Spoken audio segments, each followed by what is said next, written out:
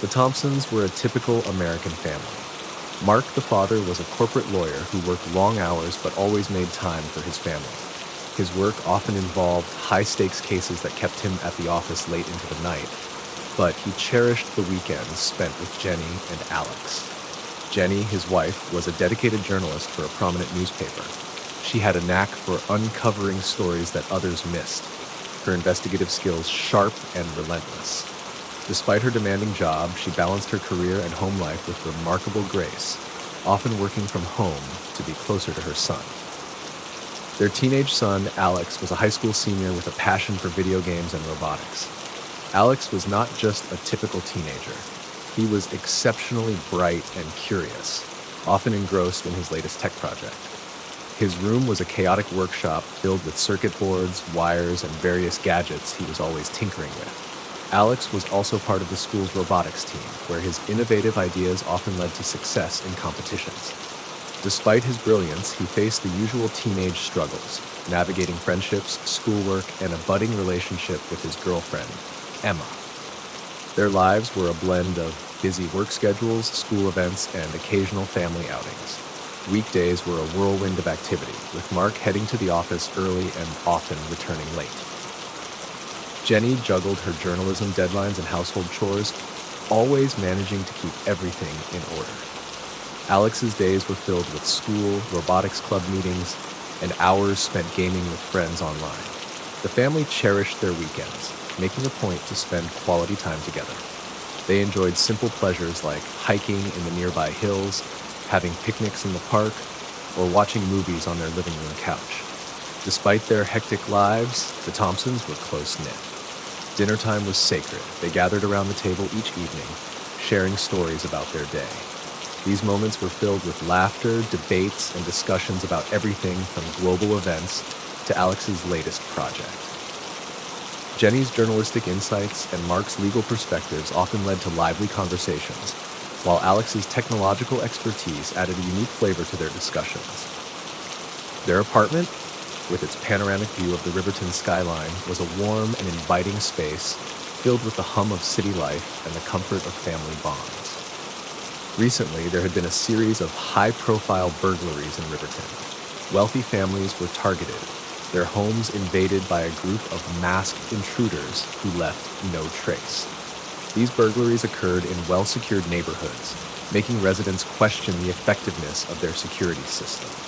The media dubbed the group the Phantom Thieves, due to their ability to bypass sophisticated security measures and disappear without a trace. Homes were ransacked, valuables stolen, and the psychological impact on the victims was profound. Despite increased security measures in their building, including upgraded alarms and additional security personnel, the Thompsons couldn't shake off a growing sense of unease. The Phantom Thieves seemed unstoppable, their methods becoming more sophisticated with each break-in. The tension in the city was palpable, with every resident wondering if they would be the next target. One Friday evening, the Thompsons settled into their usual routine. Mark was in his home office, buried under a pile of legal documents. Jenny was in the living room, editing her latest article. Alex was in his room, working on a robotics project while chatting with Emma on a video call. The apartment was quiet, save for the faint hum of city life outside their windows. The high-rise offered a panoramic view of the city's skyline, its lights twinkling against the darkening sky. The air was filled with the familiar scent of Jenny's home-cooked lasagna, a family favorite. Mark and Jenny had a relationship marked by deep conversations and mutual support, but they often found themselves on different wavelengths due to their hectic schedules. Their relationship was strong, but tested by the demands of their careers. Mark sometimes felt distant from Alex, whose interests in technology seemed foreign to him. Jenny, on the other hand, had a closer bond with Alex, understanding his creative mind and encouraging his passions. Despite their differences, family dinners were sacred, a time when they all reconnected, shared stories, and discussed future plans. That night, as the family gathered for dinner, the news played in the background, detailing another burglary in a nearby neighborhood. The anchorman's voice was filled with urgency as he described the latest incident involving the Phantom Thieves. Jenny put down her fork, her expression turning serious. This is getting out of hand. It's the third one this month, she said, looking at Mark. Mark took a sip of his wine and nodded thoughtfully. I know, but we've got a top-notch security system. We're safe here, he reassured her, his tone confident. He leaned back in his chair, trying to ease the tension. Jenny wasn't convinced. But they're hitting places with security just as good as ours. What if they target us next? Her voice trembled slightly, betraying her concern. Alex, distracted by a text from Emma, barely registered the conversation. He glanced up from his phone, sensing the tension, but quickly returned to his chat, thinking it was just another parental worry. Mark reached across the table, taking Jenny's hand. We'll be fine, Jen. We have to trust the measures we've put in place. Besides, the police are stepping up their patrols. He gave her a reassuring smile, but the unease in her eyes remained.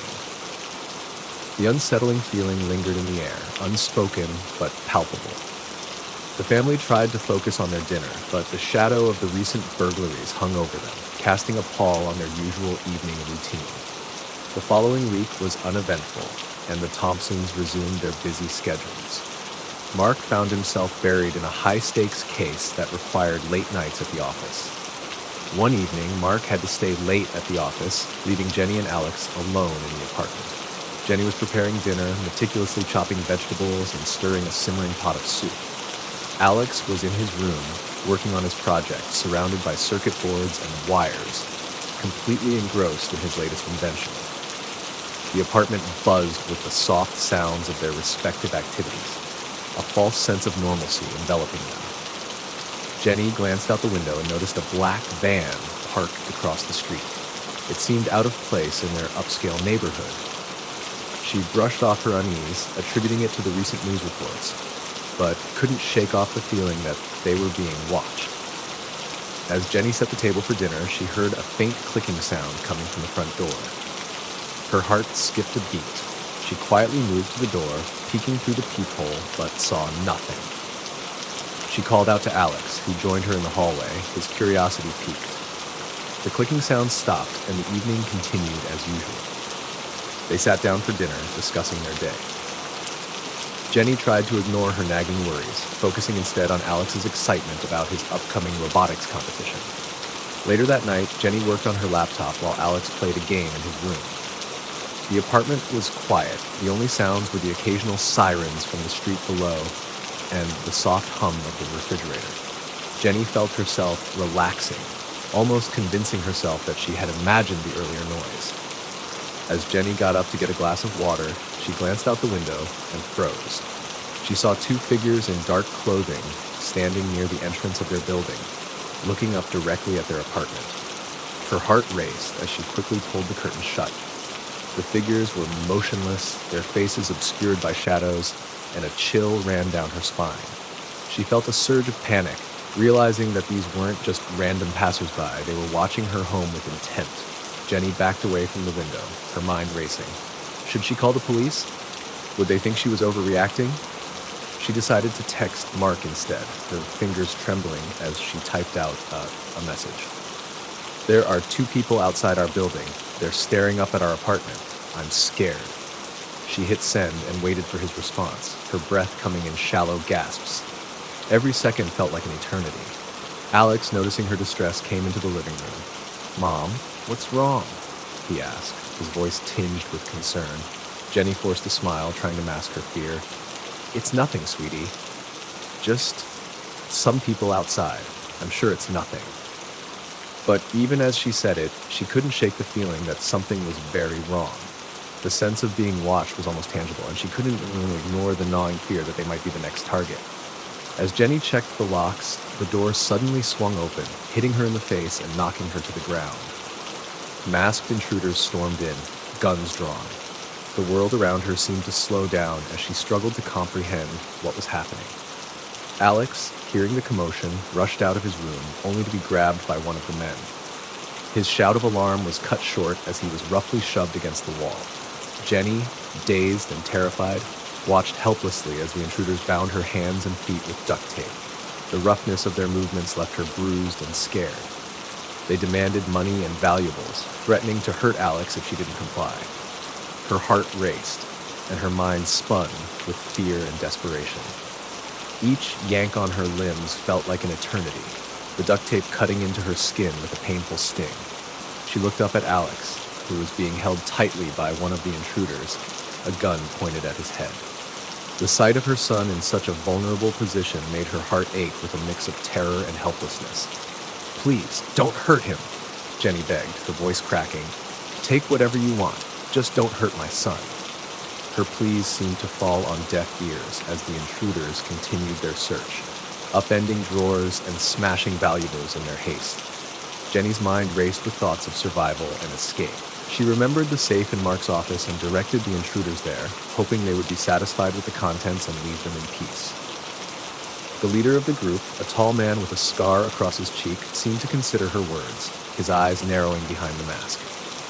"You better not be lying," he growled, pushing her towards the office. "Open it. Now."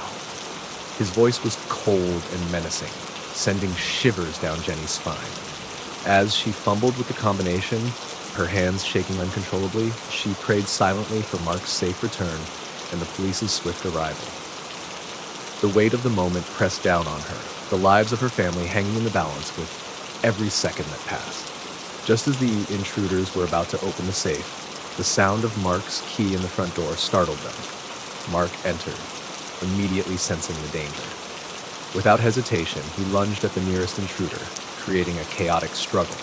The living room turned into a battleground.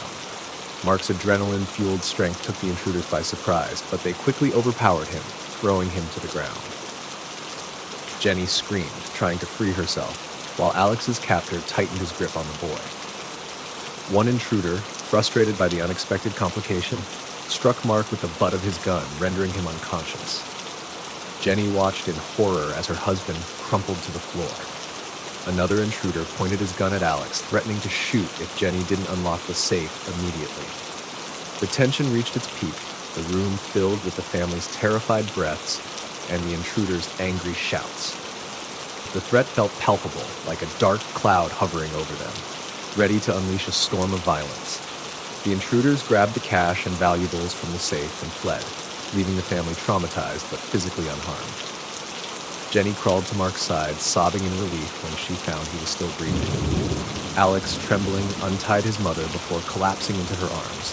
The reality of their survival hit them hard, and the relief was mixed with a profound sense of violation and fear.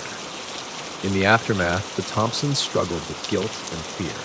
Mark blamed himself for not being there to protect his family, while Jenny questioned if she had done enough to keep Alex safe. The apartment, once a haven, now felt tainted by violence. For days, the apartment was eerily silent. The family avoided discussing the incident, each member lost in their thoughts. The once lively dinner conversations were replaced by strained silence, the weight of the trauma hanging heavily over them. The police found evidence suggesting the intruders had been watching the Thompsons for some time. The thought that they had been targeted so deliberately filled Mark and Jenny with unease. They couldn't help but wonder why their home had been singled out and who had orchestrated the attack. A disturbing clue emerged. A photo of Mark with an old college friend, Ron, found in the wallet of one of the intruders. Mark hadn't seen Ron in years, but the connection haunted him. The Thompsons realized their true strength lay in their unity and their ability to adapt. Mark focused on integrating more advanced security measures into their home, while Jenny expanded her efforts in the community, creating a stronger neighborhood watch program. Alex continued to innovate, using his skills to develop new ways to protect their home and help others in the community do the same. This collaborative approach not only made them feel more secure, but also fostered a deeper connection among them and their neighbors. The family decided to spend weekends in a cabin outside the city, finding peace in nature and distance from the chaos. These trips became a cherished escape, helping them rebuild their sense of security and family bonds. Nestled in a secluded forest, the cabin was a stark contrast to their high-rise apartment. The air was fresh and filled with the sounds of birds and rustling leaves, a soothing balm for their frayed nerves. Each weekend, they packed their bags and drove to the cabin, the anticipation of tranquility easing their minds. The cabin itself was cozy, with a large stone fireplace and a wraparound porch that offered stunning views of the surrounding woods. Mark and Jenny found solace in the simplicity of the setting, away from the constant buzz of city life. They spent their days hiking, fishing in the nearby stream, and sitting around the campfire at night, sharing stories and roasting marshmallows. Alex, too, found the trips rejuvenating. He loved exploring the forest, discovering new trails, and building intricate forts with fallen branches. The natural environment sparked his creativity, leading him to develop new ideas for his robotics projects. The quiet nights, filled with the sounds of crickets and the gentle whisper of the wind, helped him sleep more peacefully than he had in months. These weekends in the cabin became a time for the Thompsons to reconnect and heal. They laughed more, talked more, and grew closer as a family. The shared experiences and the break from their daily routines allowed them to regain their sense of security and normalcy. They returned to the city each week with renewed strength, ready to face whatever challenges lay ahead. A few months later, the Thompsons were slowly returning to their routine. One evening, as they sat down for dinner, Mark received a phone call from the police. There had been a series of burglaries with a similar modus operandi, and they believed the gang might target them again. Jenny noticed a familiar black van parked across the street. Her heart sank as she recognized it from the night of the invasion. She immediately alerted Mark and Alex, who began checking the security feeds and locking all the doors. The sight of the van brought back a flood of memories, and the fear that they had worked so hard to overcome came rushing back. Determined not to be victims again, the Thompsons prepared themselves. Mark retrieved a baseball bat from the closet, and Jenny armed herself with a can of pepper spray. They called the police, reporting the suspicious activity outside their building. The family huddled together, ready to face whatever came their way. Despite the looming threat, the family tried to maintain a semblance of normalcy. Mark continued working on his laptop, Jenny edited an article, and Alex played a video game. The atmosphere was tense, each of them listening for any unusual sounds. The normal activities felt surreal, a thin veneer of normalcy over a simmering pot of fear. The hours passed slowly, the tension gradually easing as nothing happened. The van eventually drove away, leaving the Thompsons feeling a mix of relief and lingering anxiety. They tried to convince themselves that the danger had passed, but the shadow of fear lingered in their minds. Late at night, as the family prepared for bed, they heard a faint tapping on the window. Mark cautiously approached, peering through the curtains but seeing nothing. The tapping continued, sending chills down his spine. The repetitive sound was unnerving, a reminder of the intruder's earlier attempts. Jenny, still haunted by the previous invasion, felt a wave of panic. Her hands trembled as she double-checked the locks. Alex, sensing his parents' fear, tried to stay calm but couldn't hide his own anxiety. The fear in the apartment was palpable, each member of the family feeling the weight of their vulnerability. The tapping grew louder, more insistent. The family huddled together in the living room, their fear palpable. Mark held the baseball bat tightly, ready to defend his family. Jenny clutched the pepper spray, her heart racing. The air was thick with tension, every creak and groan of the apartment heightening their anxiety. Mark whispered reassurances to Jenny and Alex, though his own fear was evident. They waited, every muscle tense as the tapping suddenly stopped. The silence was deafening, each second stretching into an eternity. The fear that they might be attacked again was a heavy burden pressing down on them. Without warning, the power went out, plunging the apartment into darkness. The security system's alarm blared, indicating a breach. The intruders had cut the power, and the nightmare was starting again. Jenny's breath hitched as she fumbled for her phone to call the police. Mark moved to the front door, trying to secure it further while Alex stayed close to his mother. The darkness heightened their fear, every sound magnified. The sense of being hunted in their own home was overwhelming. The intruders broke in, their flashlights sweeping through the apartment. Mark swung the baseball bat, striking one intruder, but was quickly overpowered. Jenny sprayed another with pepper spray, buying them precious seconds as Alex called for help. The struggle was intense, the fear and adrenaline driving them to fight for their lives. The police arrived just as the intruders were attempting to flee. A brief struggle ensued, and the intruders were apprehended. The family, though shaken and exhausted, was safe. The presence of the police was a relief, a reminder that they were not alone. In the days that followed, the Thompsons grappled with their feelings of vulnerability and fear. They questioned their ability to protect each other and the lengths they would go to feel secure. The incident brought them closer, but also left scars that would take time to heal. The fear of being targeted again was a constant shadow over their lives. The apartment was once again filled with an uneasy silence. The family's interactions were careful, their conversations subdued. The sense of safety they had fought to regain felt fragile, easily shattered. The silence was heavy, each member of the family processing their trauma in their own way. The police investigation revealed the intruders were part of a larger criminal network led by Ron, Mark's old college friend. The personal connection made the invasion even more disturbing for the Thompsons. They couldn't shake the feeling that they might still be targets, and the questions of why Ron had turned against them haunted their thoughts. In the days that followed, the Thompsons found themselves grappling with the aftermath of the invasion. Mark, still haunted by the encounter with his old friend turned adversary, pored over legal avenues to ensure Ron and his network faced justice. Jenny, determined to make sense of the ordeal, began an in-depth investigation into Ron's criminal activities, uncovering a web of deceit and betrayal that stretched back years. Her articles brought awareness to the community, sparking widespread discussion and action. The incident left Alex more determined than ever to protect his family. He threw himself into his robotics projects, but this time with a focus on security innovations. He developed a sophisticated home monitoring system that gained attention not only from his school, but also from local tech startups interested in his designs.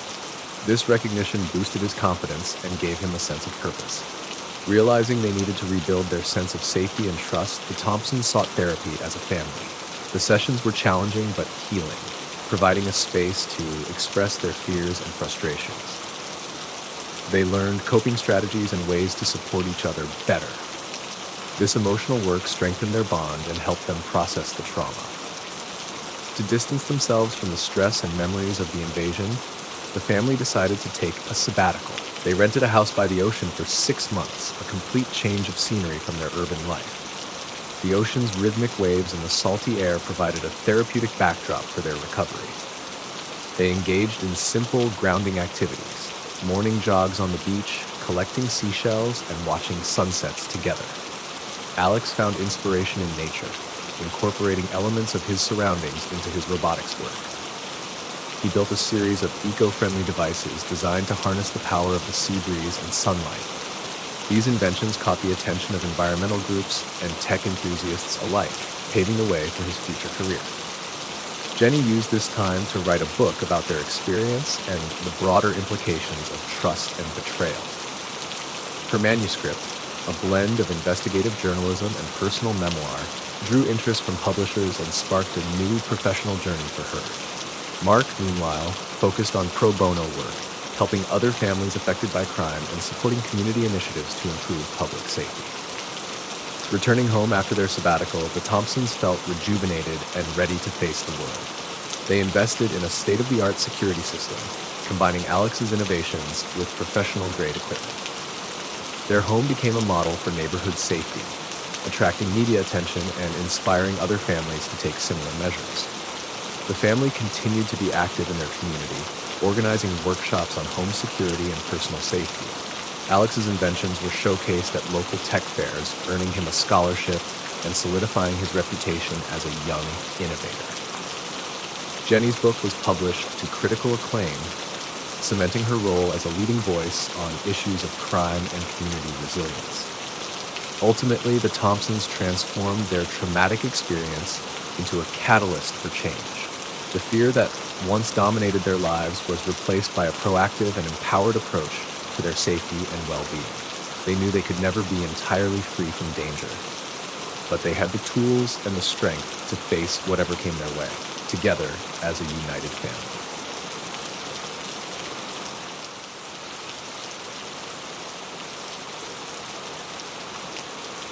The city was alive with its usual symphony of sounds, but inside Emma's apartment, a silent terror was brewing.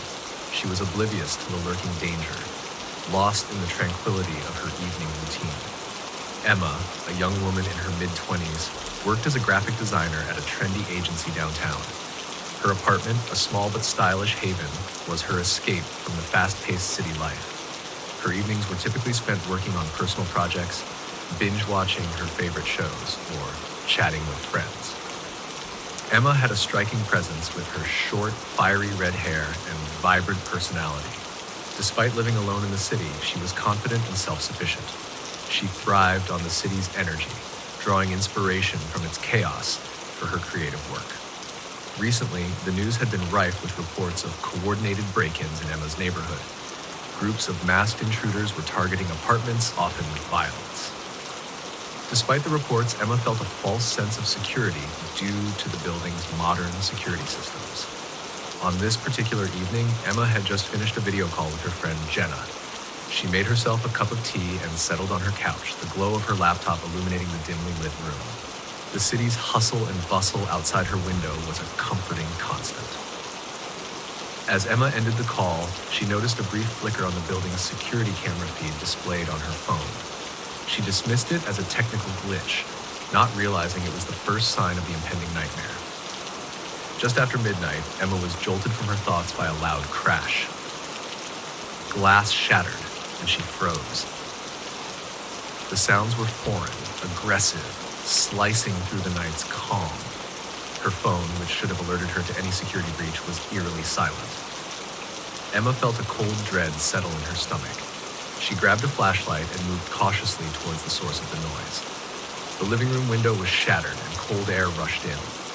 She saw movement in the shadows, multiple figures. Panic surged through her as she realized she was facing more than one intruder. Emma's mind raced. She needed to protect herself and find a safe place to hide. She quickly scanned the room for a weapon and something to block the doorway. Her heart pounded in her chest, each beat echoing her rising fear. She clutched a heavy metal water bottle, its weight reassuring in her hand. The intruders were moving methodically through her apartment, their footsteps deliberate and heavy. She remembered the self-defense classes she had taken, trying to steady her breathing. In the dim light, she saw one intruder rifling through her belongings, while another was approaching her bedroom. She knew she had only moments to act. Emma fumbled with her phone, managing to dial 911 with unsteady fingers. She hurriedly explained her address and the break-in, her voice trembling with fear. The operator's firm and calm response offered a sliver of hope. "We have units on the way.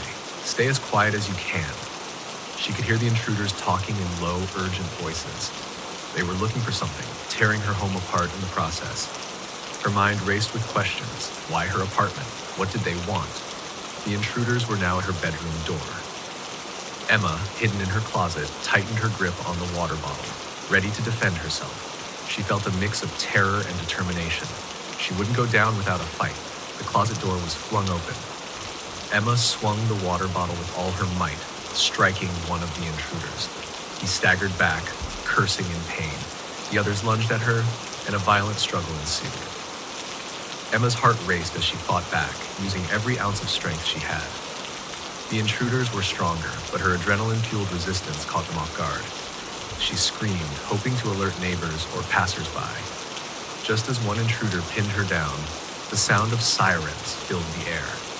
The intruders panicked, their hold on her loosening. The police burst into the apartment, shouting commands and overpowering the intruders.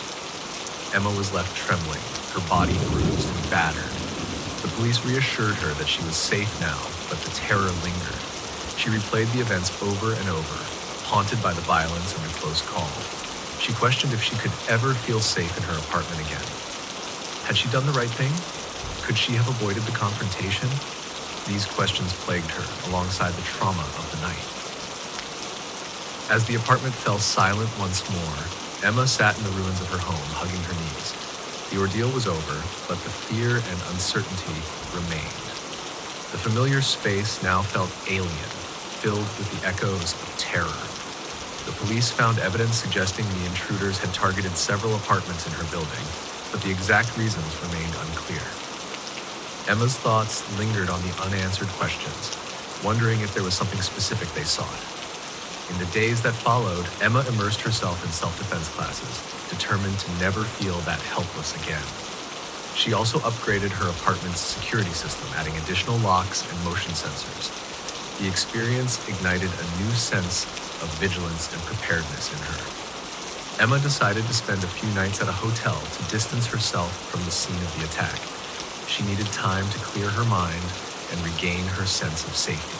The temporary change of environment provided much-needed relief from the trauma she had endured.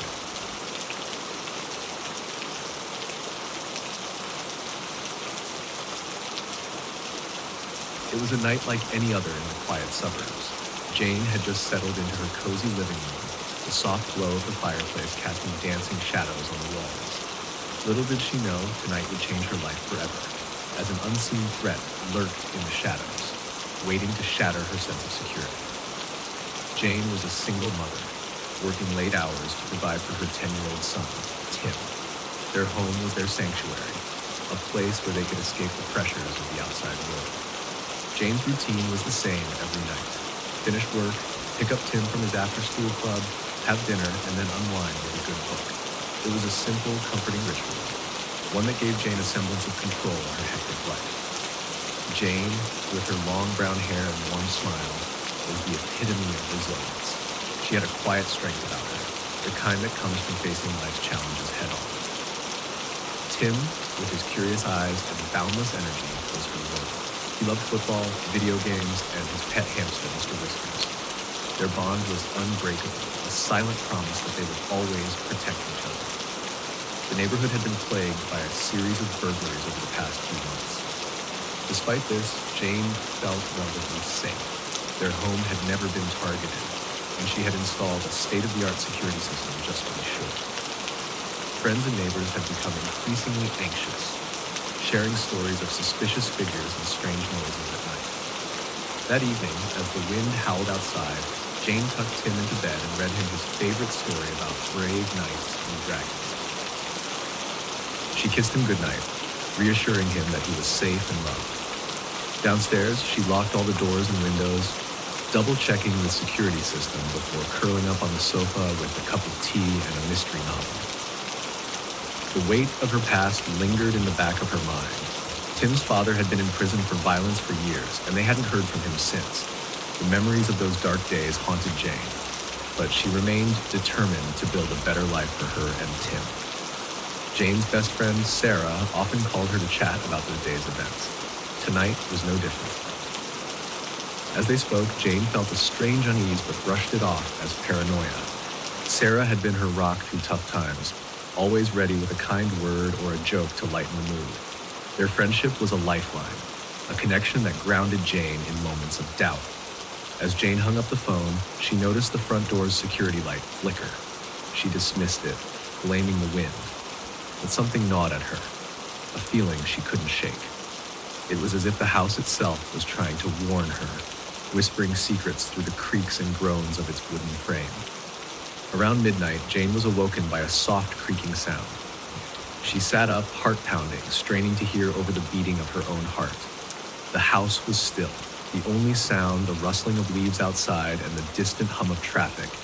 The security system hadn't gone off. She checked her phone, no alerts. Yet, she couldn't shake the feeling that someone was in the house. The shadows seemed to move, as if alive, casting eerie shapes on the walls. Jane grabbed her phone and tiptoed towards Tim's room. She had to ensure he was safe. As she approached the door, she heard it again, a faint, deliberate creak, followed by a soft, almost imperceptible whisper. Her skin prickled with fear. Jane checked on Tim, who was sound asleep, clutching his stuffed dragon. She slowly made her way downstairs, holding her breath. The house was eerily silent, the only sound being the ticking of the clock and her own footsteps echoing in the dark. In the kitchen, everything seemed normal. She opened the fridge, pretending to grab a glass of water, trying to convince herself it was all in her head. The familiar hum of the refrigerator and the coolness of the tile floor under her feet were comforting, a reminder of the normalcy she desperately clung to. As she turned to head back upstairs, she caught a glimpse of a shadow moving in the hallway. Her heart froze. She wasn't alone. The silhouette was tall, imposing, and it moved with a deliberate slowness that sent chills down her spine. Jane's hands trembled as she dialed 911, whispering her address to the operator. She had to stay calm for Tim's sake. The operator's voice was a lifeline, a calm presence in the chaos. "Stay on the line. Help is on the way," they assured her. She heard footsteps, slow and deliberate, moving closer. Her mind raced. Should she hide?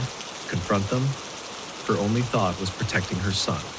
She felt a wave of helplessness, knowing that the intruder was getting closer with each passing second.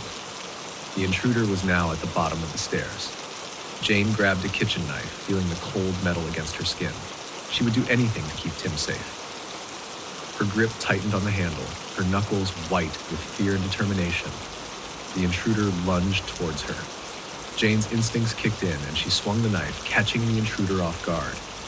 There was a scuffle, a blur of movement, and then silence. The intruder fell to the floor, gasping in pain.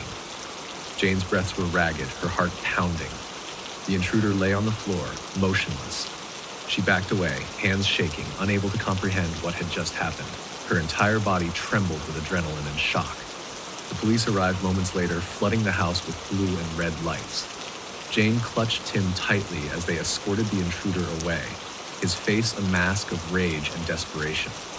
The sight of the intruder being taken away brought a small sense of relief, but the fear still lingered. Jane couldn't stop shaking. The police assured her they had the situation under control, but the image of the intruder's face was burned into her memory. She kept replaying the events in her mind, questioning every decision she had made. She wondered if she could ever feel safe again. Had she done the right thing? Could she have handled it differently? The questions haunted her. She struggled with feelings of guilt and fear, unsure of how to move forward. As the house fell silent once more, Jane sat on the edge of Tim's bed, watching him sleep. The ordeal was over, but the fear lingered.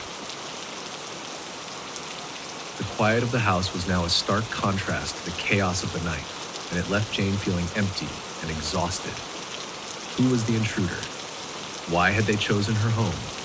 The police promised answers, but Jane knew some questions might never be resolved. The mystery of the intruder's motives weighed heavily on her mind. In the days that followed, Jane discovered a newfound strength within herself. She realized she was capable of protecting her family, no matter the cost. She took steps to further secure her home and sought support from friends and community resources. Jane and Tim took a few days away from the house, staying with Sarah. The break was needed, a chance to breathe and process the events. Sarah's presence provided comfort and a sense of normalcy that Jane desperately needed.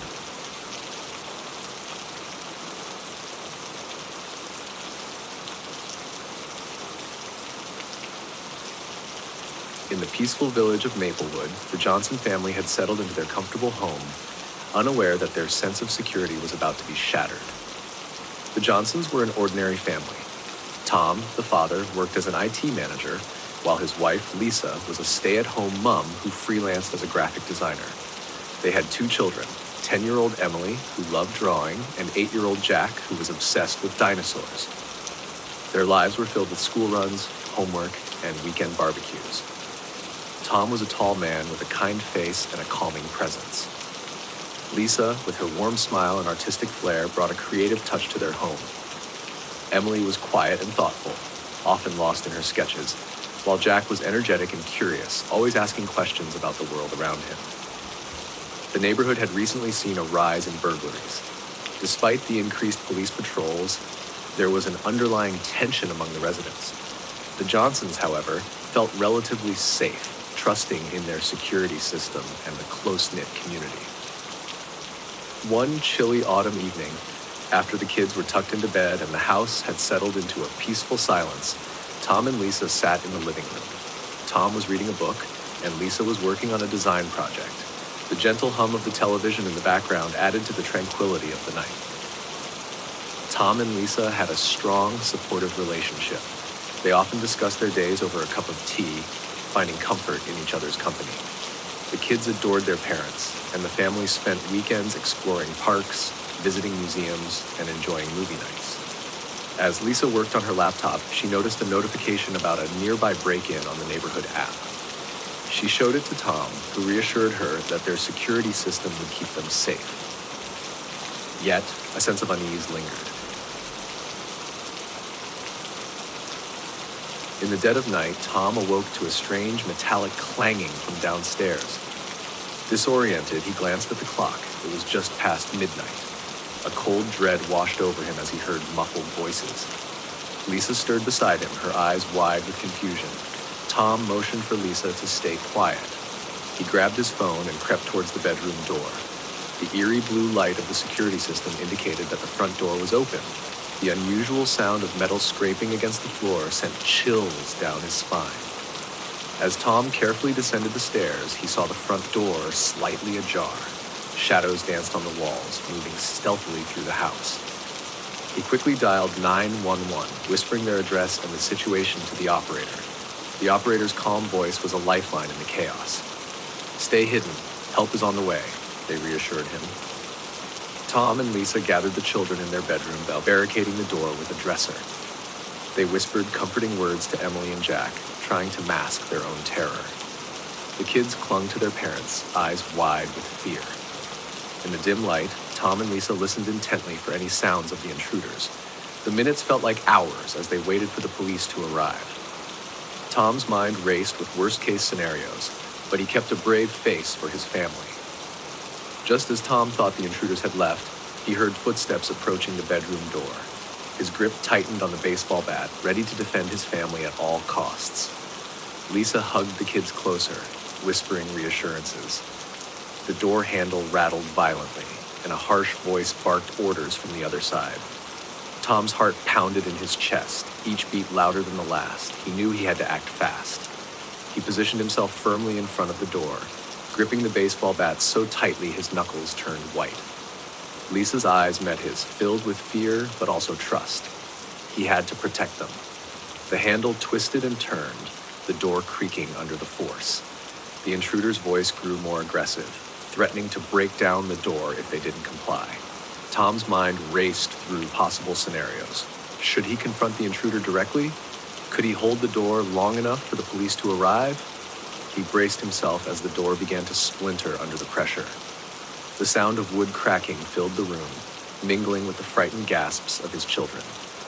Every instinct screamed at him to keep the door shut, to keep his family safe. The reality of their vulnerability was stark, and the weight of their lives pressed heavily on his shoulders. He felt the door giving way, inch by inch, and prepared for the inevitable confrontation. Suddenly, the sound of sirens filled the air. The intruders cursed and retreated. Tom peeked through the window and saw the flashing lights of police cars. Relief washed over him as he realized they were safe, for now. The police quickly secured the area and escorted the Johnsons to safety. They reassured Tom and Lisa that they would do everything possible to catch the intruders. The family spent the rest of the night at a neighbor's house, shaken but unharmed. In the following weeks, the Johnsons tried to return to normalcy. They replaced the broken window, upgraded their security system, and attended a neighborhood watch meeting. They even bought a new dog, hoping it would bring a sense of security and alert them to any unusual activity. However, the memory of the invasion lingered, especially for the kids.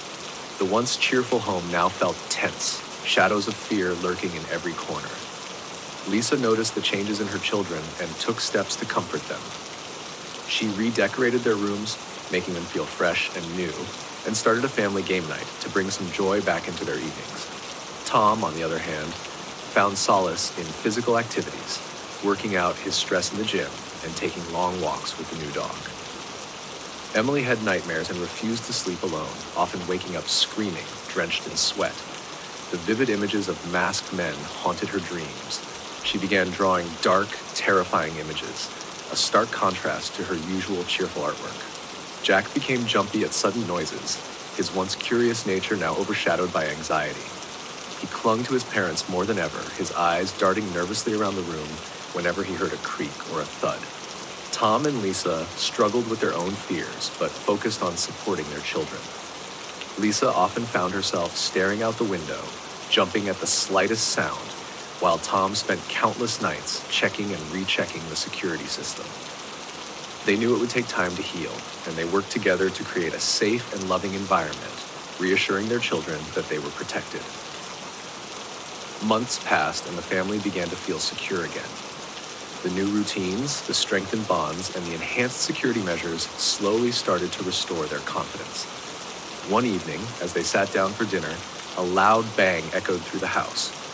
The front door had been kicked in, and masked intruders stormed in, guns drawn. The tranquility they had worked so hard to regain was shattered in an instant. The intruders were more aggressive this time, barking orders and waving their guns threateningly. Tom felt a surge of anger and fear, his mind racing as he tried to think of a way to protect his family. Lisa pulled Emily and Jack close, her heart pounding in her chest. The children's eyes were wide with terror, the memory of the last invasion still fresh in their minds. The intruders moved quickly, demanding money and valuables, threatening to harm the family if they didn't comply. Tom tried to stay calm, handing over his wallet and pointing to Lisa's jewelry box. The children cried, clutching each other in fear. The tension in the room was suffocating, every second stretching into an eternity as the family faced the nightmare once more. Tom and Lisa froze in terror. The intruders barked orders, demanding money and valuables. Tom, trying to stay calm, handed over his wallet and pointed to Lisa's jewelry box. The children cried, clutching each other in fear. One of the intruders grabbed Jack, holding a gun to his head and threatening to shoot if they didn't comply. Lisa's heart nearly stopped as she dropped to her knees, her voice shaking and tears streaming down her face. "Please, he's just a child. Take anything you want, but please don't hurt him." Tom felt an overwhelming sense of helplessness, his mind racing for a solution. He thought about charging the intruder, but the risk was too great. He could only stand there, paralyzed with fear, hoping the ordeal would end without bloodshed.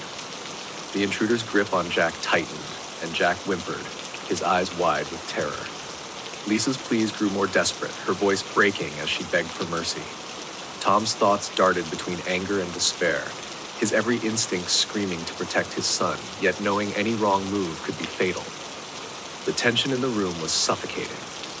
Emily clung to her mother, sobbing quietly, while Lisa continued to plead, her voice hoarse. The other intruders rummaged through drawers, grabbing valuables and stuffing them into bags. Each second felt like an eternity, the air thick with fear and desperation. As the intruders ransacked the house, the family was forced to remain still, hearts pounding in their chests. The tension was palpable, every second stretching into an eternity. The sound of the police arriving outside brought a mix of hope and dread. The intruders, realizing they were cornered, began to panic. A tense standoff ensued, with the intruders shouting demands at the officers through the shattered windows. The police, using loudspeakers, urged them to surrender.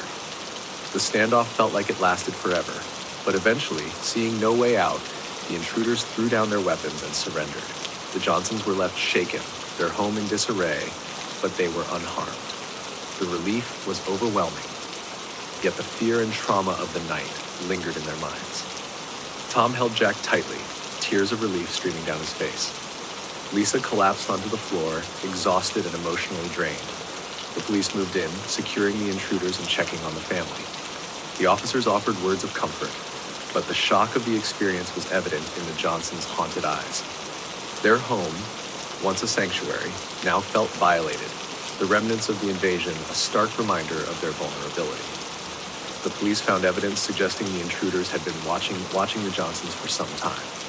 The thought that they had been targeted twice filled Tom and Lisa with unease. They couldn't help but wonder why their home had been singled out. Determined to prevent another invasion, Tom installed a comprehensive security system with cameras, motion detectors, and reinforced locks. Lisa enrolled the family in self-defense classes, empowering them to feel more secure. The Johnsons took a vacation to escape the trauma and bond as a family. They spent time hiking, swimming, and enjoying each other's company, finding solace in the peaceful surroundings.